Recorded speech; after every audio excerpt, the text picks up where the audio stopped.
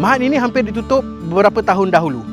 Tetapi kini Mahat Ibnu Sina Global Ihsan Relief dengan nafas baharu sedikit demi sedikit bangkit dan terus membangun. Daripada 20 orang pelajar, kini telah mencapai 150 orang pelajar. Di sini ada bangunan kelas yang baru siap dibina untuk pelajar lelaki.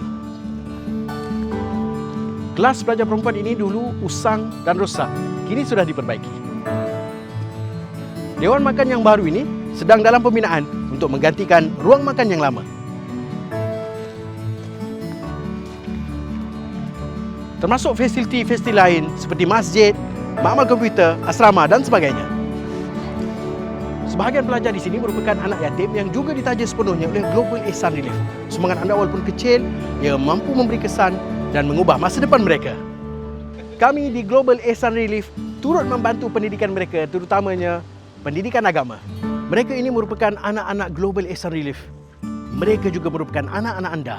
Taja anak yatim sekarang, beri sumbangan seikhlas hati.